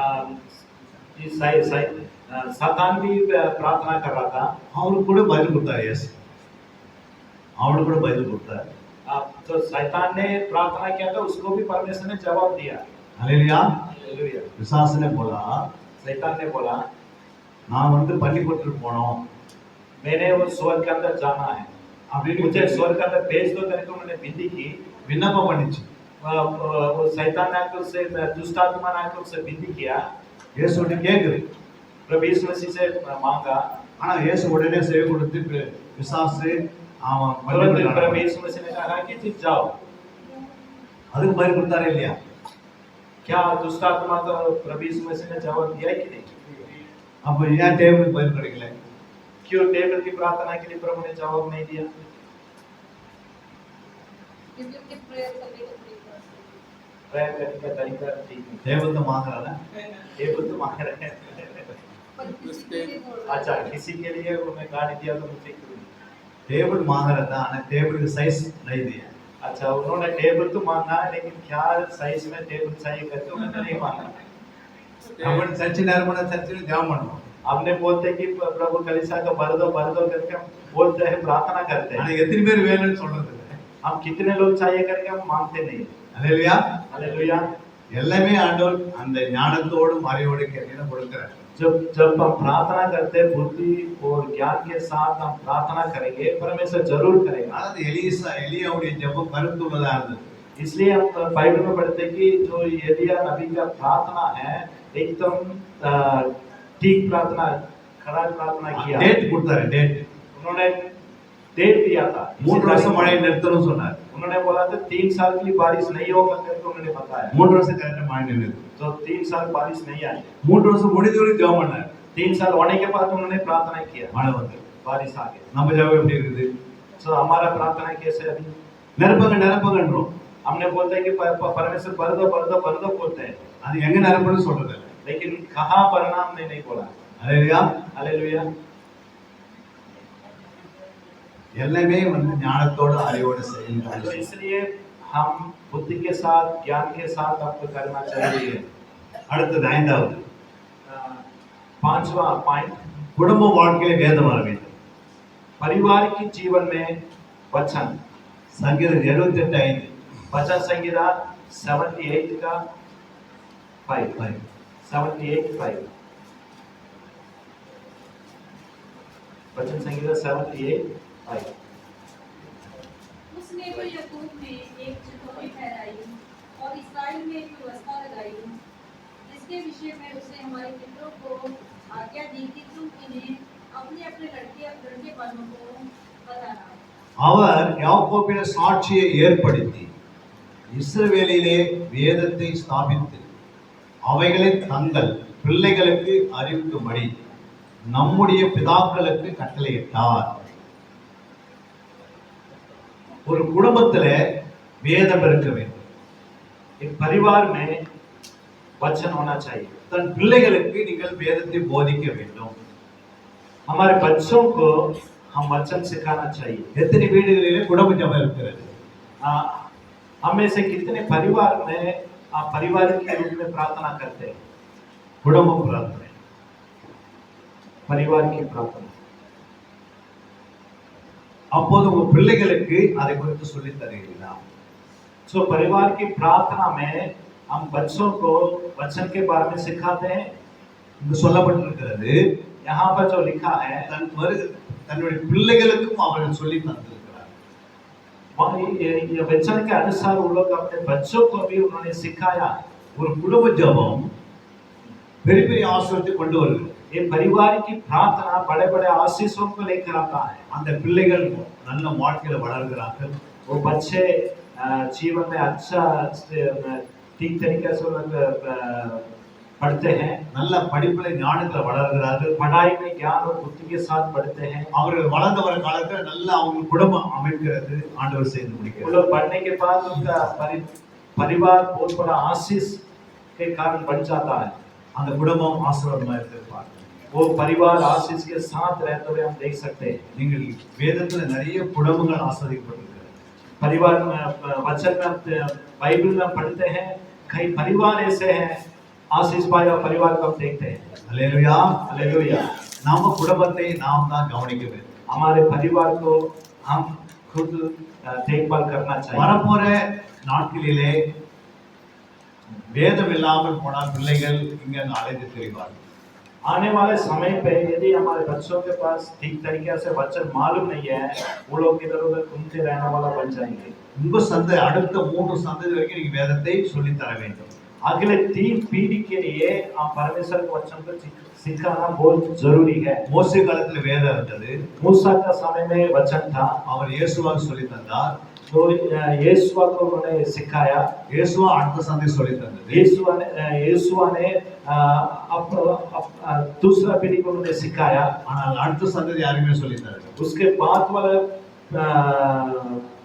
लोग ने अपने दूसरे वाले पीढ़ी को उन्होंने नहीं सिखाया। ஆனா இயேசுவா புஸ்தகத்துல விக்கிர என்ற ஆராதனை கிடையாது. इसलिए आप यीशुआ की किताब पर पढ़े, जोशुआ की किताब बाइबल में पढ़ते समय वहां पर मूर्ति करके कोई शब्द आपको मिलेगा ही नहीं। அல்லேலூயா. हालेलुया। நியாயாதிபதி பார்க்கும்போது जैसे आप न्याय का पुस्तक आप खोल दिया है, அப்போது எல்லா விக்கிரகம் வந்துச்சு. वहां पर हर वचन में हर बातों में भी मूर्ति का वचन को आप देख सकते हैं। அதுக்கு என்ன காரணம்? उसका कारण क्या है? அடுத்த சந்ததி தன்னுடைய ஆண்டவர் பற்றி சொல்லி தரவில்லை. इसलिए एक पीढ़ी दूसरे पीढ़ी को परमेश्वर के वचन को नहीं सिखाया। அதுக்கு பிறகு நீங்க ரூத் புத்தகம் வரும்போது आप उसके बाद आप रूत में आते हो, ஊரே காணாது போயிடுச்சு. वहां पर कोई पूरा गांव गाली हो गया। அல்லேலூயா. हालेलुया। யாருமே இல்ல.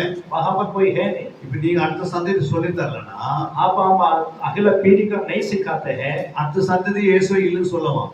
जो अगले संधि इस मसीह को ही भूल जाएंगे। பைபிள்லாம் அவங்களுக்கு தேவைப்படாது. बाइबल उनके लिए जरूरत नहीं पड़ेगा। சர்ச்சுக்கு வரும்போது பைபிள் இல்லாதே வருவாங்க.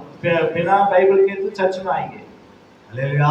हालेलुया। நீங்க சொல்லி குடும்ப ஜெபத்துல பிள்ளைகளுக்கு நீங்க சொல்லி தர வேண்டும். परिवार की प्रार्थना में बच्चों को बाइबल को सिखाना बहुत ஒரு जरूरी நல்ல है। டீச்சர் தன்னுடைய தாய் தகப்பன் தான்.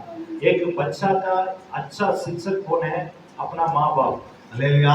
हालेलुया। குடும்ப ஜெபத்திலே நீங்கள் இதை கண்ட்ரோல் பண்ண வேண்டும். ये परिवार की प्रार्थना में इसको आप जरूर रखना है। இந்த வசனத்தை வச்சு நீங்க ஜெபிக்க வேண்டும். ये वचन को रखकर आप प्रार्थना करना है। அல்லேலூயா. हालेलुया। பிள்ளைகளுக்கு நீ சொல்ல வேண்டும். बच्चों को आप सिखाना है। ஆறாவது நாம் பார்க்கிறோம். पॉइंट 6 வேலை வாழ்க்கையில் வேதம் வர வேண்டும். जो हमारे नौकरी का जीवन में, कामों के जीवन में वचन को रखना चाहिए। नौकरी में, नौकरी स्थान में वचन को रखना चाहिए। அல்லேலூயா. हालेलुया। வேலை ஸ்தலத்தில் வேதம் மிக அவசியம். जो जहाँ पर हम काम करते हैं वहाँ पर भी हम वचन को रखकर काम करना चाहिए। வாசிக்கலாம் ஆதியாகமம் 39:9. उत्पत्ति का 39 का 9।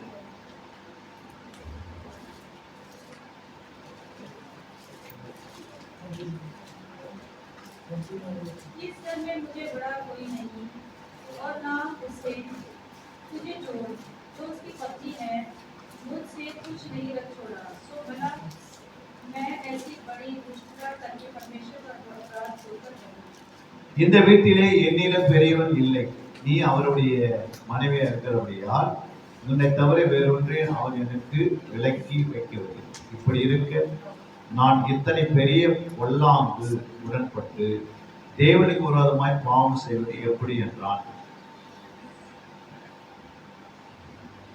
இங்கே சொல்லப்பட்டிருக்கிறது யோசேப்பு தன் வேலையிலே பரிசுத்தமாய் காணப்பட்டிருக்கிறார். यहाँ पर यूसुफ अपने काम में पवित्रता के साथ उन्होंने काम किया, ஆனால் பாவம் செய்வதற்கு சான்ஸ் கிடைச்சது. यहाँ पर यूसुफ को पाप करने के लिए मौका तो मिला। அவன் அந்த பாவத்துக்கு விழுந்திருந்தால் அந்த பாவத்தில் விழுந்திருந்தால் ராஜாவா மாறிட முடியாது. यदि उन्होंने वो पाप में गिर गया तो एक राजा बन नहीं सकता था, ஒரு அதிகாரி ஆக முடியாது. एक बड़ा अफसर नहीं बन सकते थे। அவனுடைய பின்னாடி வர சந்தைகளை அவன் போஷித்திருக்க முடியாது. उनके बाद वाला पीढ़ी को उन्होंने पोषण नहीं किया होता। பஞ்ச காலத்திலே அவங்களை உயிர்ப்பித்திருக்க முடியாது. और जब वो अकाल पड़ रहे थे उस समय उनको जीवन के साथ सुरक्षा कर नहीं सकते थे। ஆனால் அவனுடைய தகப்பன் அவனை பரிசுத்தமாய் வளர்த்தார். उनके पिता याकूब ने यूसुफ को एक पवित्रता के साथ उन्होंने उसको पाला। ஆனால் யோசேப்பை அங்க அவனுக்கு 12 பிள்ளைகள் இருந்தாலும் ஒருவேளை ரூபனை அந்த பட்டணத்துக்கு அனுப்பி இருந்தால் எகிப்துக்கு என்ன நிலைமையா இருக்கும்? यदि आप सोच के देखिए याकूब का 12 पुत्र थे। 12 पुत्र पहले 6 का पुत्र रूबेन को मिस्र देश में भेजा हुआ था, क्या हो जाता? क्या हो गया होगा? उसने जो पाप कर दिया होगा। हाँ, उसने पाप किया हुआ था। அல்லேலூயா. हालेलुया। 10 பிள்ளைங்க போயிருந்தோட அந்த இடத்துல ஒண்ணு நடந்திருக்கு. जो यूसुफ को छोड़कर बाकी 10 बच्चे भी वहां गए होता तो भी कुछ होता नहीं था। எல்லாமே பாத்துட்டு விழுந்துருப்பான். सबने पाप में गिर गया होता। ஏன்னா இந்த ஒரு பிள்ளை தான் ஆண்டவருக்குள்ள இருந்து வளர்ந்தது. केवल यूसुफ परमेश्वर का वचन में पढ़ा था। அல்லேலூயா. हालेलुया। அவனை நல்லா கற்றுக் கொடுத்ததனால் यूसुफ को याकूब ने अच्छा से सिखाया। அவன் அமெரிக்கால இருந்தானா, ரஷ்யால இருந்தானா, லண்டன்ல இருந்தானா, எந்த நாட்டுல இருந்தானா, பாகிஸ்தான்ல இருந்தானா, जो हमारा बच्चा का ठीक तरीके से वचन का सिखाए होंगे वो अमेरिका जाए या रशिया जाए या तो लंदन में जाए या पाकिस्तान में जाए वो एकदम ठीक रहेंगे। அவன் மூலமா அந்த நாடு ஆசீர்வதிக்கப்படும். उनके द्वारा देश जरूर आशीष पाएगा। அவன் மட்டும் இல்ல, அவன் பின்னாடி வர அவன் சந்ததி ஆசீர்வதிக்கப்படும்.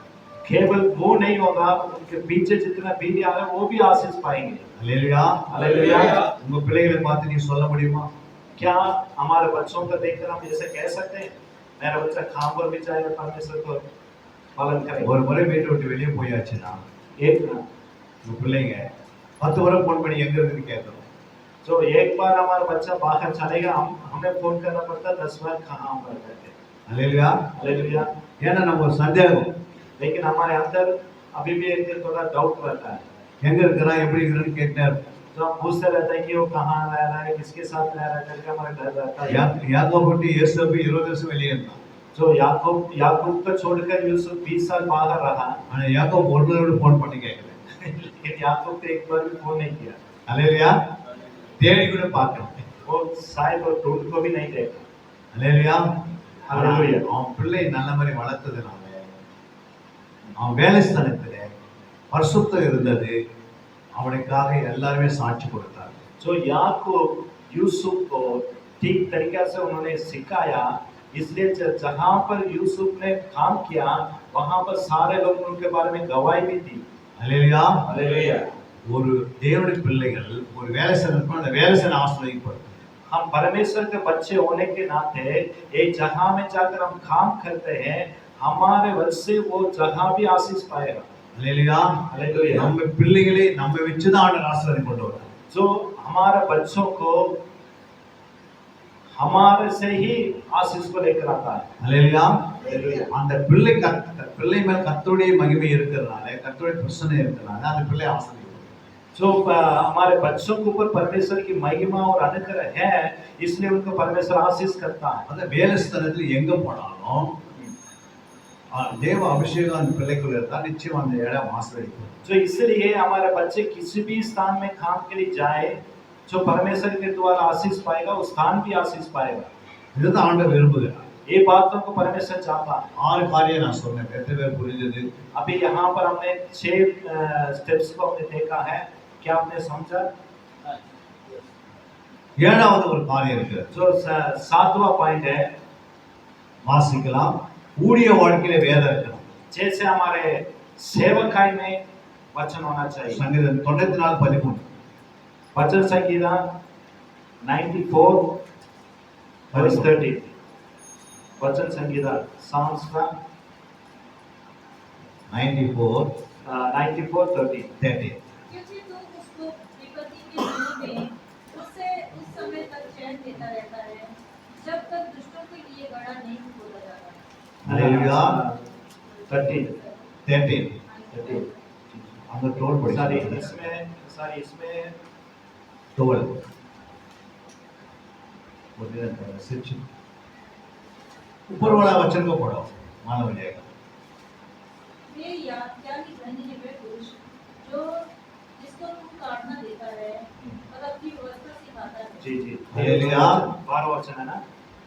ஊழியத்தில் சிற்றித்து உம்முடைய வேதத்தை கொண்டு போதிக்கிற மனுஷன் பாக்கியவான். சிற்றித்து உம்முடைய வேதத்தை கொண்டு போதிக்கிற மனுஷன் பாக்கியவான்.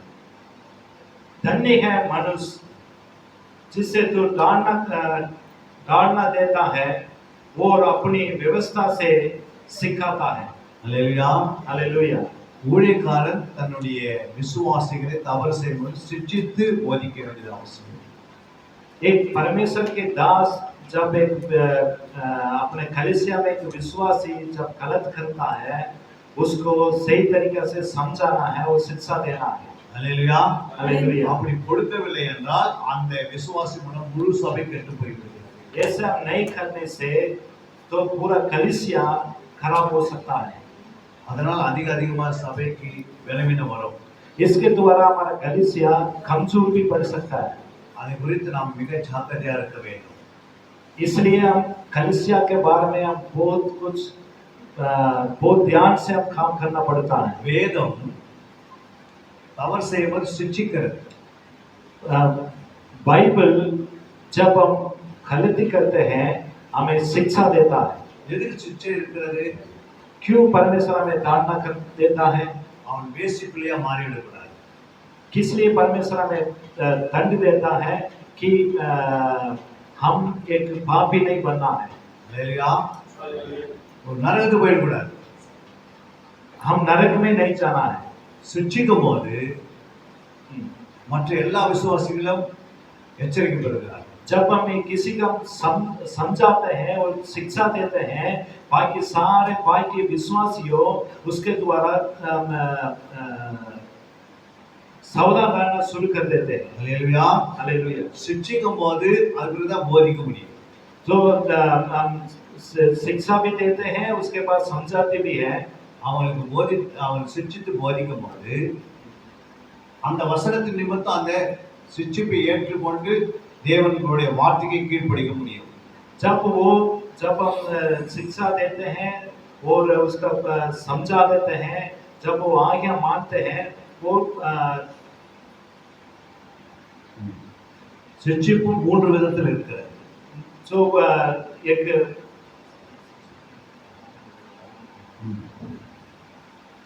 சிற்றிப்பு என்றால் दोबारा पढ़ो. 12 वचन के एक बार पढ़िए। हे या क्या ही धन्य वे पुरुष जिसको तू ताड़ना देता है तू ताड़ना देता है और जी। उनकी व्यवस्था सिखाता है। இந்த சிற்றிப்பு என்பது மூன்று விதத்தில் இருக்கிறது. जो ताड़ना 3 प्रकार का ताड़ना पड़ती है। அல்லேலூயா. வாயில சொல்லி சிற்றிக்கிறது இருக்கிறது. मुंह के द्वारा हम उसको ताड़ना देते हैं। இரண்டாவதாக அடித்து சிற்றிக்கிறது இருக்கிறது. उसके बाद उसको हम पिटाई करते हैं, அதனால ஒரு சிற்றிப்பு உண்டாகிறது. उसके द्वारा एक ठीक करते हैं उसको। மூன்றாவது சாத்தானிடத்திலே ஒப்பு கொடுக்கிற சிற்றிப்பு இருக்கிறது. उसके बाद हम शैतान का हाथों में उसको सौंप देते हैं। उस प्रकार की दंड, மூன்று விதத்துல சிற்றிப்பு இருக்கிறது வேதத்துல. जो इस प्रकार के एक बंदा को हम दंड दे सकते हैं। எத்தனை பேர் தெரியும்? ये बातों को कितने समझ सकते हैं? எல்லாரும் புரியுதுங்களா? ताड़ना कितने So- प्रकार की बताई? 3 प्रकार की। एक उनके द्वारा दूसरी मुंह के द्वारा, दूसरा पिटाई करने से, तीसरा शैतान का हाथों में सौंपने से। அல்லேலூயா. அப்படி ஆண்டவர் சில ஊழியர்களை வைத்து பயன்படுத்துகிறார் வேதத்தை. वैसे कुछ सेवक लोगों को परमेश्वर ने ऐसे भी यूज किया है बाइबल में। அல்லேலூயா. ஒரு மனுஷன் கீழ்ப்படியவில்லை என்றால் एक मनुष्य अनाज्ञाकारी बन के रहता है, சபையை அவன் பிரித்து கொண்டு வந்தால் அவனை சாத்தானுக்கு ஒப்பு கொடுக்கிறார். यदि एक व्यक्ति कलीसिया को खराब करता है, वो परमेश्वर का दास वो व्यक्ति को शैतान के हाथ में सौंप देता है। அல்லேலூயா. அந்த வசனம் எங்க இருக்கிறது? वो वचन कहाँ पर लिखा है? தெரிந்த எடுத்து வாசிக்கலாம். அந்த வசனம் எங்க இருக்குதுன்னு கேட்டேன். वो वचन कहाँ पर है? படோ. कोरिन्थुस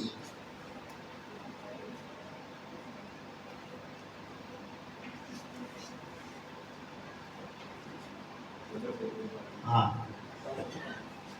5 ना पहला कोरिन्थियो तद ਇਹੋ ਜਿਹੇ ਮਨੁੱਖ ਨੂੰ पहला कोरिन्थियो 5 का 5 जी। ਤਦ ਇਹੋ ਜਿਹੇ ਮਨੁੱਖ ਨੂੰ ਸਰੀਰ ਦੇ ਨਾਸ਼ ਹੋਣ ਲਈ ਸ਼ੈਤਾਨ ਦੇ ਹਵਾਲੇ ਕਰੋ ਭਈ ਉਹਦਾ ਆਤਮਾ ਪ੍ਰਭੂ ਯਿਸੂ ਦੇ ਦਿਲ ਬਚ ਜਾਵੇ। அல்லேலூயா. அங்கே சொல்லப்பட்டிருக்கிறது, அப்படிப்பட்ட ஆவி கர்த்தராகிய இயேசு கிறிஸ்துவின் நாளிலே ரட்சிக்கப்படும்படி மாம்சத்தின் அழிவுக்காக நம்முடைய கர்த்தராகிய இயேசு கிறிஸ்துவின் நாமத்திலான அவனை சாத்தானுக்கு ஒப்பு கொடுக்க வேண்டும் என்று தீர்ப்பு செய்கிறேன். शरीर के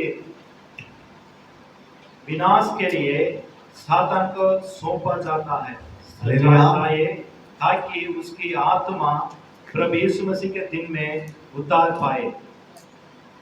உடனே அதாவது அவன் செய்யற தவறை ஃபர்ஸ்ட் வாயினாலே பேசிதான் அந்த தவறை கரெக்ட் செய்ய முடியும். पहले उसको प्यार से मुंह से उसको समझा कर उसको ठीक कर सकते हैं। இரண்டாவது அடிதடி விழும். थोड़ा थोड़ा बहुत हम पिटाई भी कर सकते हैं, இல்லை ஆக்சிடென்ட் வரலாம்.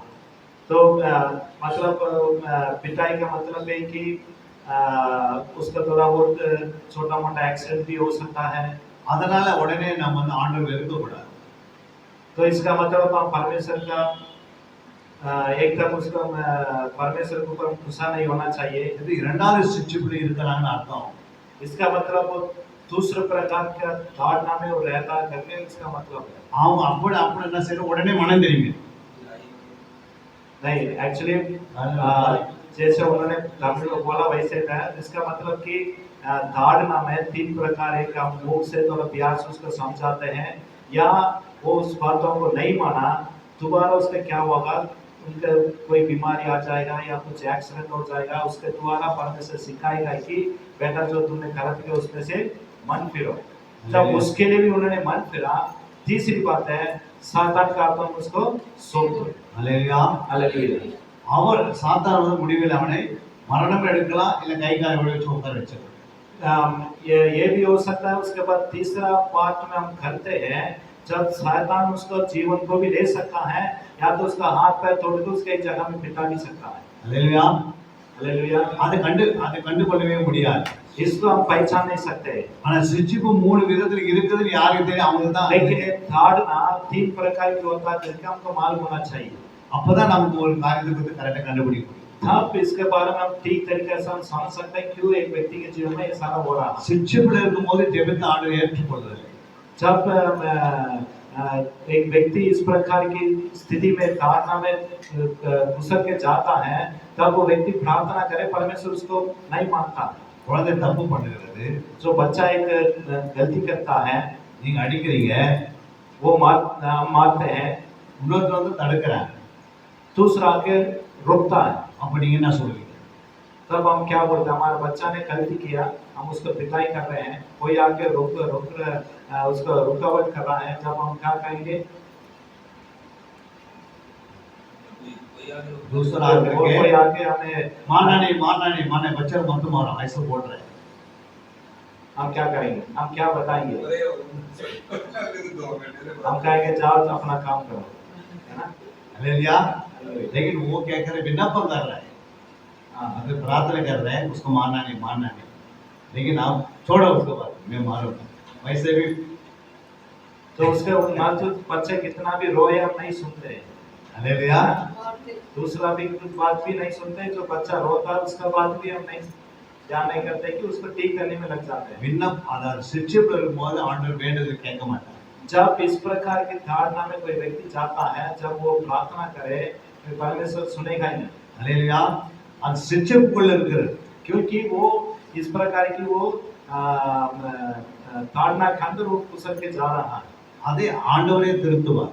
जब परमेश्वर ही उसको ठीक समय से समझाएंगे, அவரே காயத்தை உண்டாக்குறார், उन्हें मारता भी है, அவரே காயத்தை கட்டுகிறார். उसको बांधता भी परमेश्वर है। हालेलुया। எத்தனை பேர் புரிஞ்சது? ये बात आपको समझ आया? 7 காரியங்கள் சொல்லப்பட்டது. यहाँ पर 7 चीजों को हमने बताया। கடைசியில் சொல்லதான் ஒரு மேய்ப்பர் குறித்து சொல்லப்பட்டது. जो लास्ट में जो हमने बताया वो एक पास्टर के बारे में हमने बताया। ஆனா மேய்ப்பர் சிருஷ்டிக்கிறா சொல்லிட்டு பெற்றோர் முதல் அதுக்காக கோச்சிங் போயிடுறாரு சர்ச்சு விட்டு.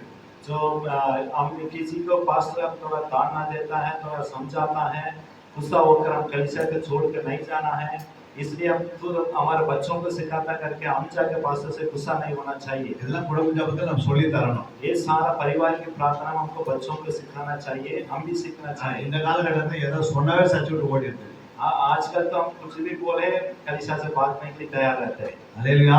हालेलुया। அதனால நம்ம வந்து ஜெபத்தினாலேயும் இந்த 7 காரியம் நமக்குள்ள நடந்தா அந்த பிள்ளைகளை சிருஷ்டிக்கும் போது கூட அந்த பிள்ளை சபையில் நிலைத்திருக்கு. तो इस प्रकार के एक स्टेप में हम बच्चों को पढ़ाएंगे तो जरूर हमारे बच्चे वो स्थिर रहेंगे। ஆமென்। हालेलुया। எத்தனை பேர் புரிஞ்சது? ஒரு கரண தட்டி தேவன் நாமத்துக்கு. जो जितने लोग ने समझ गया, ताली बजा के परमेश्वर को महिमा करें।